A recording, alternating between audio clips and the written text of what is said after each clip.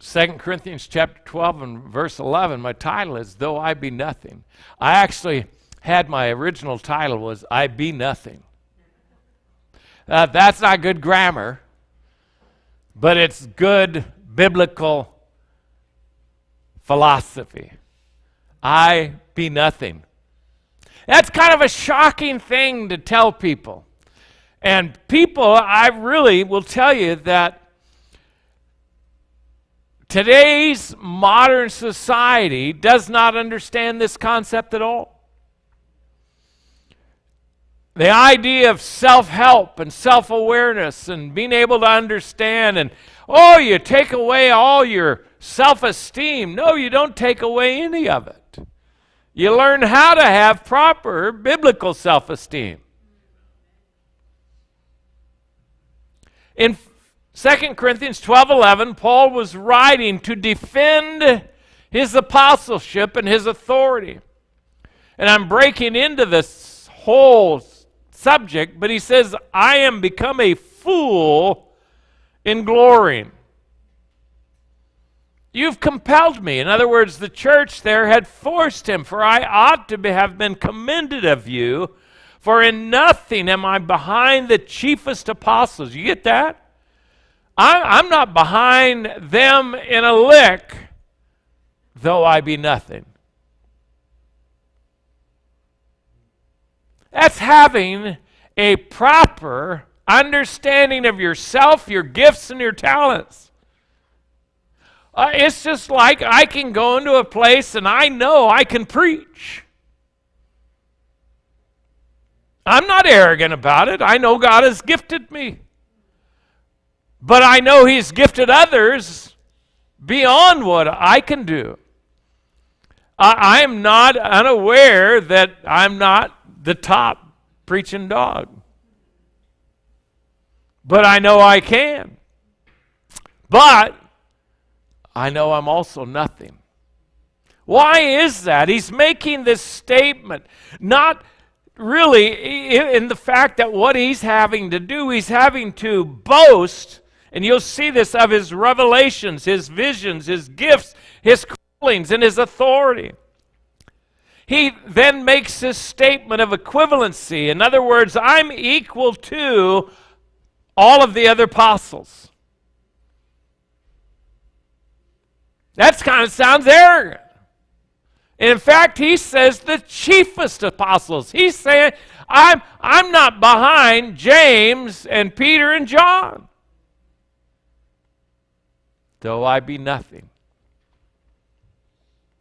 It's really a shocking statement and very confusing to many, but Paul is sharing with us a very sound philosophy. He goes on in another passage of Scripture in Romans 12:3, where it says, for though I say through the grace given unto me, to every man that is among you, not to think of himself more highly than he ought to think, but to think soberly, according as God hath dealt to every man the measure of faith. You may be sharper, you may be smarter, you may be more gifted than someone else. But don't think too highly of yourself, because the only reason you got that gift, the only reason you're where you're at as far as the spiritual part of that is because it is the grace of God that has given you that. The glory of Paul's gifts were not in his natural abilities, they were grace gifts. Note that they are given in measure by God. Every man has a different gift, and by that, ladies, I mean all of us Christians. We all have different gifts. Some have more faith than another, even in the function or to function in their calling. Ephesians chapter 4 and verse 7 says, but unto every one of us is given grace according to the measure of the gift of Christ. We've had series where we've talked about the gifts of motivation, the gifts, the talents that you and I often have. But you need to understand your gift may not equal someone else's. God may have given, I would love to be able to play the guitar, the piano, and sit up there and sing or play. And I don't have to have an accompaniment. I'll accompany myself, but I don't have that gift. I tell you what, I've tried to learn how to guitar, and I can pick out some notes. Even at the piano, I can sit down and pick out the notes without knowing. I don't read music, but I can pick out the melody. But I'll tell you what, only one finger works at a time. It doesn't work. And go back to that text, look above. I am become a fool in glorying. I don't like to do this. It's fool. I feel like a fool to boast about the gifts, the revelations, the visions. And listen, Paul had a lot of gifts. He had a lot of revelations. He had a lot of visions. No matter how talented, no matter how gifted someone may be, all of us need to understand they are grace gifts. Grace is a gift. It's almost saying the same thing when I say grace gifts, but you understand what I'm saying. Now, I'm going to give you 4 particular points dealing with this biblical philosophy of self and service. You need to understand yourself, and you need to understand why God has gifted you. It's not so that you can stand up and we can all applaud you. It's so that you can serve. So I got 4 things we're going to emphasize. The biblical philosophy encourages cooperation. This biblical philosophy encourages motivation. This biblical philosophy encourages evaluation. And fourthly, this biblical philosophy encourages dedication. Now, you might notice none of these are just sitting in the pew. You're not given a gift to just sit there. This biblical philosophy that Paul is talking about, though I be nothing, yet I have all these gifts, they're given for cooperation, working together. Motivation, they ought to move me to get busy, get involved. Evaluation, that I can look and see what's going on. I'll get into all these. But I want to start with at least looking at cooperation, where in Philippians 2 and 3, and I'll just leave those points up on the top, and then I'll mention when we get to the next one. But in Philippians 2 and 3 says, let nothing be done through strife or vainglory. All of your gifts are to work with one another, not in opposition to one another. Let nothing be done through strife or vainglory, but in lowliness of mind let each esteem other better than themselves. In other words, that person's gift, I'm more talented than you, my gift's more important than yours. You need to just sit down. No, that's not the way we're supposed to think about it at all. We're a team. And that's important. The Apostle Paul is teaching us how to have a healthy view of self and how to work together with others in church capacity.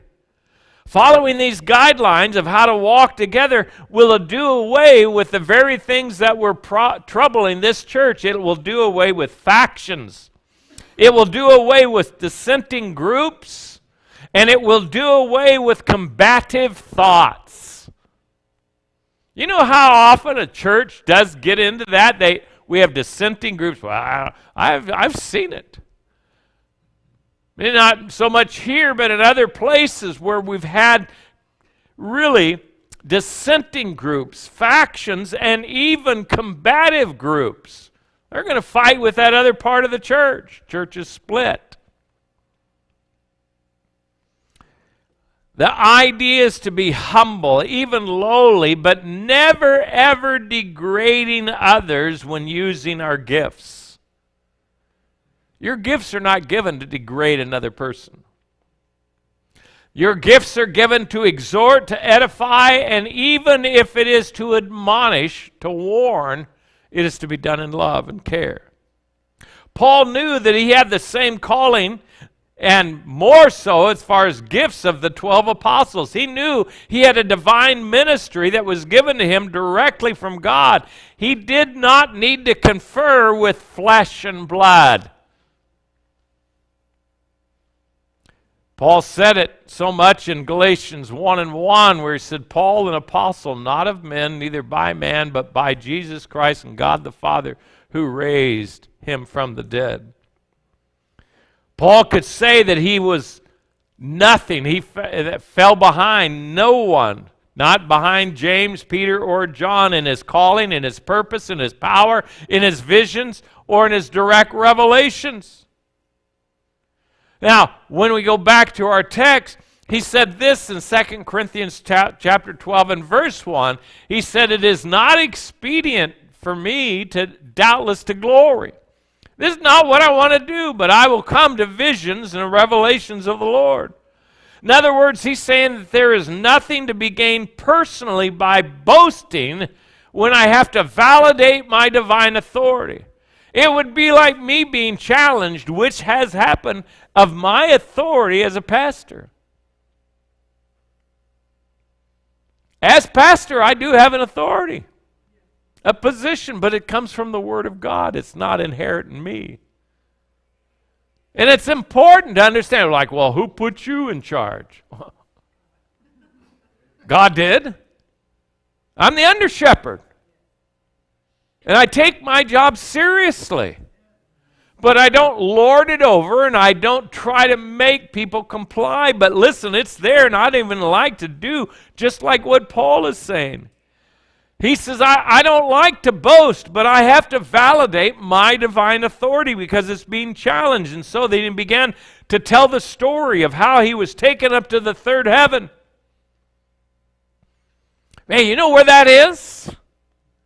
If you begin to think the first heaven, if you will, we could say it this way, is our atmosphere. It's where the birds fly. The second heaven would be where the stars are.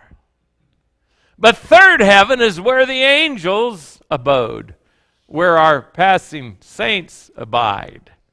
Still yet. Whatever that is, he knows that in his sharing, if you disagree with that, it's okay, but I think it's the spiritual heaven where the throne of God is. And he says it's something that he saw, some place that he was taken to see, and in fact, he says there were things that he heard and saw that he can't even repeat. It's not lawful. I don't think there was a law that was written. He's talking about it's not what God wants him to do. God didn't permit him to do. And he had no language.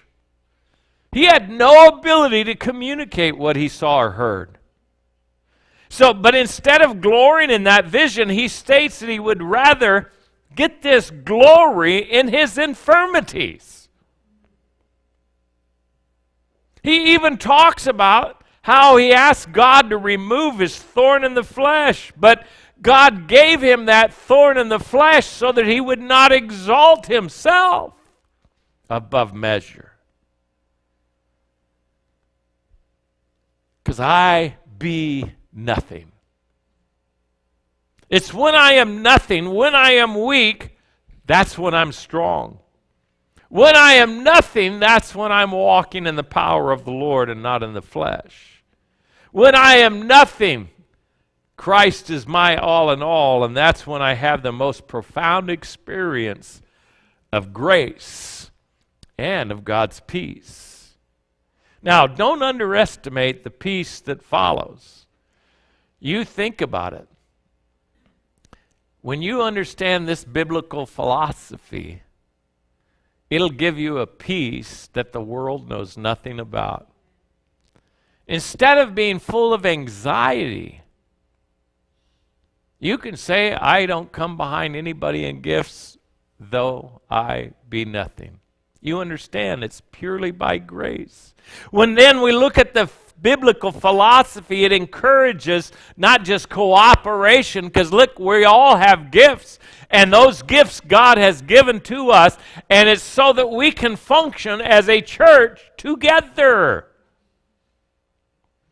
But it also encourages motivation. In another verse in his first letter to the church at Corinth, in 1 Corinthians chapter 15 and verse 10, he says, "But by the grace of God, I am what I am." Now, a lot of people will use that as an excuse.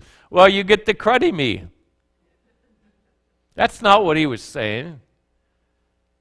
I'm cruddy because of God's grace. No, I am what I am by the grace of God, and his grace, which was bestowed upon me, was not in vain. What is this grace? I then chose to labor more abundantly than they all. Yet not I, but the grace of God which is in me. When I'm talking about where it encourages motivation, listen, God has given you a gift. Use it. Put it to work. He said he bestowed this grace upon me, and it's not going to be in vain. He labored more abundantly. He put it to use. He made choices. And sometimes, listen, you got to work hard. You may have to work harder than someone else. And Paul, that's what he was talking about. He used his gift given to him by the grace of God. He made choices. God made choices. Well, then I need to make choices. I labored more abundantly. How does he know that? Because he got up and he went to work. Oh, I'm too tired. Oh, this. Oh, that. We've all got excuses. And I understand that. We can be tired. We're old. At least some of us are. But listen, he attributed everything to the grace of God. What did he do? He didn't just take every opportunity that came along. I believe he made opportunities. What did he do? Acts chapter 9, verse 20, and then verse 22. I'm not skipping over 21 necessarily on purpose, but I'm emphasizing something. What did he do when he went into an area? In fact, this is right after he was saved. Right after he was saved, it says he preached Christ where? In the synagogues. That he is the Son of God. He took the opportunity. He made the opportunity. He got inside the synagogue. Here he was. He was a Pharisee of the Pharisee. And yet now all of a sudden he's going in, he's preaching Christ. Verse 22, but Saul increased the more in strength and confounded. He perplexed the Jews. Really, you get into this word, he disturbed them. He bothered them. He sent them into an uproar. In fact, so much so they wanted to kill him. He threw them into disorder. Why? How? By proving. That idea of there is by proving, that means by knitting the truth together in such a way that he was showing Jesus is the Christ. He is the Son of God. That was his gift. Maybe that's yours, to be able to present the Christ, the Son of God. He threw them again into such disorder they sought to kill him. The plot and plan and design to take Paul's life was made known to him, and he made another choice. Instead of saying, well, I'm not going to be afraid of any of that, what happened? They let him out the window in a basket. It was time to escape. He made a choice. He was motivated to save his life and get out of there. Why? Because God told him, I'm going to have you going out and preaching before kings. So he knew his life it wasn't time for him to be over. He wasn't motivated to fight. He was motivated to flee. Isn't that interesting? But he wasn't running away. What he was doing was running to the next opportunity to preach Christ. Thirdly, I said it's a biblical philosophy that encourages evaluation, or really calculation. I could use either one. I'm going to look at 2 Corinthians chapter 12. Verses 5, 6, and 7, it says, of such a one will I glory, yet of myself. And again, here he's given his testimony. This man that I once knew 14 years ago, I don't know if it was in the flesh or not, but he's given this idea of such a one. He says, I glory, yet of myself I will not glory. But where I'm going to glory, what I told you a while ago, I'm going to glory in mine infirmities. For though I would desire to glory, I shall not be a fool. For I will say the truth, but now I forbear, lest any man should think me above that which he seemeth to be, or that he heareth of me. And lest I should be exalted above measure through the abundance of revelations, there was given to me a thorn in the flesh, the messenger of Satan to buffet me, lest I should be exalted above measure. He is evaluating, he is calculating his perceptions, his observations. In other words, again, when I say he's evaluating, I would glory in this revelation if it were another person, but I'm not going to glory in it because it's me. I will evaluate or calculate the fact that others will call me a fool for saying such things, but I know I'm not a fool. I'm speaking the truth. Yet I think in my words, he's evaluating or calculating the need to be quiet about any further revelations or visions. I could give you more, but I need to just be quiet and let you take into account what others have heard or seen in me. I have also calculated my own problem in light of God's purpose. Again, lest I should be exalted above measure. Because of that, I got a thorn. Now, that's not the same kind of evaluation or calculation that the disciples were guilty of in Luke 22 and verse 24, where it says there was also strife. They were calculating which one of them should be the greatest. That's not a biblical philosophy. That's a worldly philosophy.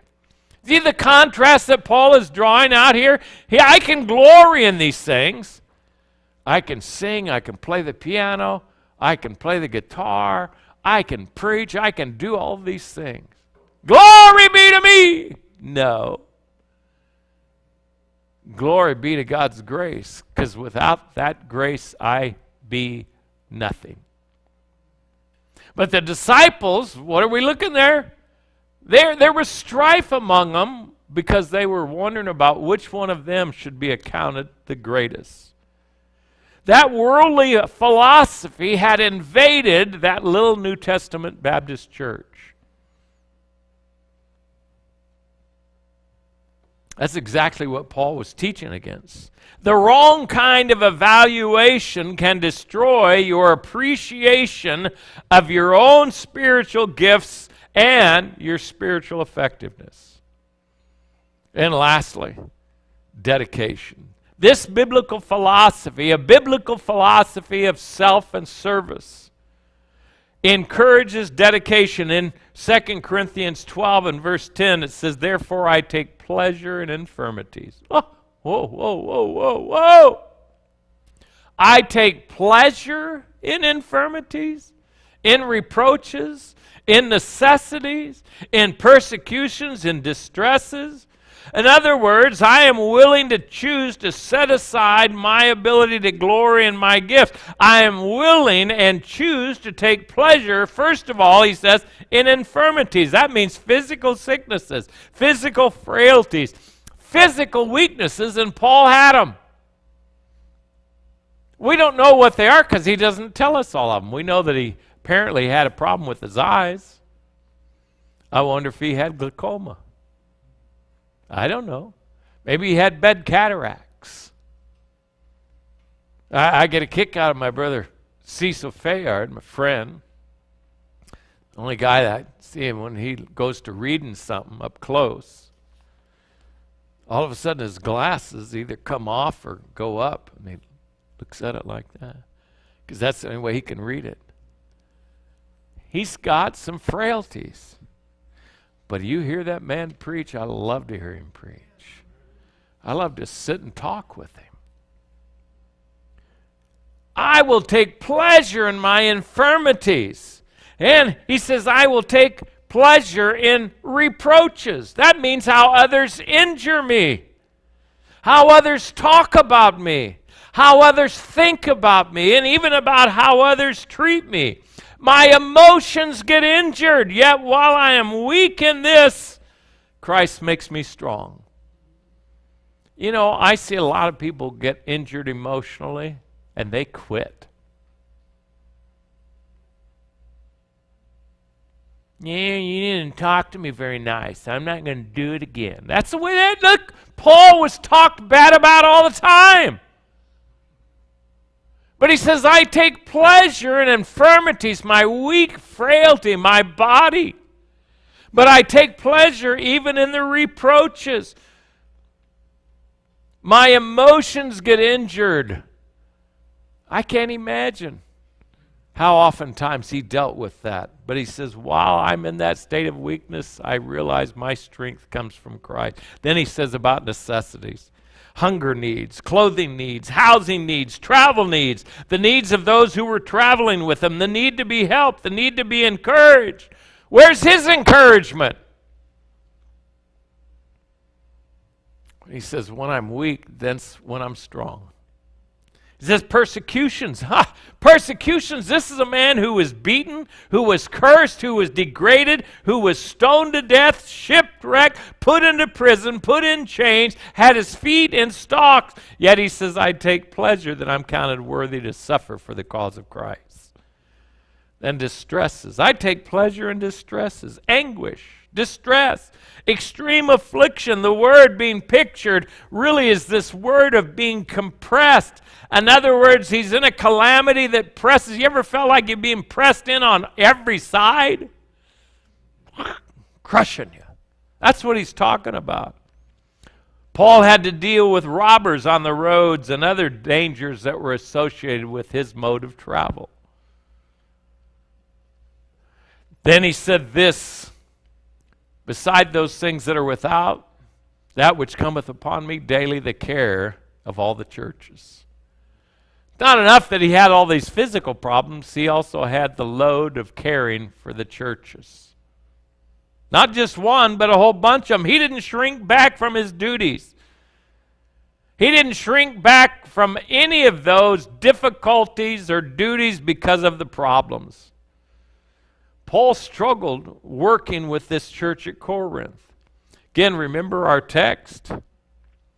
I am become a fool and glorying. Ye have compelled me, for I ought to have been commended of you, for in nothing am I behind the chiefest of apostles, though I be nothing. But look at the next verse. Truly, the signs of an apostle were wrought among you in all patience and signs and wonders and mighty deeds. They saw his apostleship in action. You realize he healed people? You realize what those apostolic gifts were able to do? They were sign gifts to show that he was an authorized minister of God. Then he says in verse 13, for what is it wherein ye were inferior to other churches, except it be that I myself was not burdensome to you? Forgive me this wrong. You know what he's saying? How is it? What did I do for you? He said, there is no way. The only way that you were inferior to anybody else had to do with the fact that I wouldn't let you give me a dime. He would not allow the church at Corinth to contribute to him financially. Yet, here's another church called Philippi, and he took from them, and they were broke. There was a reason for that. Paul was reminding them the things that were done in their presence was to show them who he was. And though this church again came up short of nothing when it came to them serving Paul, he wouldn't let that happen. He loved them just as much as he did any other church, but he would not take money from them. It was on purpose to show he wasn't there for profit. He wasn't there for personal gain. This was Paul's biblical sound philosophy, and it made him adapt to the needs of the people to whom he ministered. This biblical philosophy encourages cooperation. It encourages motivation, not mutilation nor manipulation. It encourages to labor, disregarding comfort and physical pleasure. It encourages proper evaluation in view of God's eternal purpose. And it encourages godly dedication. In all of this, if you go back to the beginning of this, for Christ's sake. All of this is done for Christ's sake. How about you? You may be gifted. You may be head and shoulders better, bigger, taller, whatever it is, than anybody else. But understand, those are grace gifts. And you need to also understand, I be nothing. Without God's grace, we're all nothing. But by God's grace, we are a mighty team. I still remember, I can go back when we had some softball teams. And I think it was maybe 2011, 12 and 13. We were champions. Our little ragamuffin bunch of men. We were the champions. But you looked at us and it was like, well, you are? Yeah, we were. We got the shirts to prove it. But it's because we were gifted by God. That's in the physical, but we're talking about in the spiritual. What's your spiritual gift? Use it to cooperate. Use it as a means of motivating. Use it as a means of evaluating what you should be doing for the Lord, and use it as a means of dedicating to you, again, for Christ's sake. We're not doing it for our glory nor for anyone else's. We're doing it for Christ. Father, we thank you.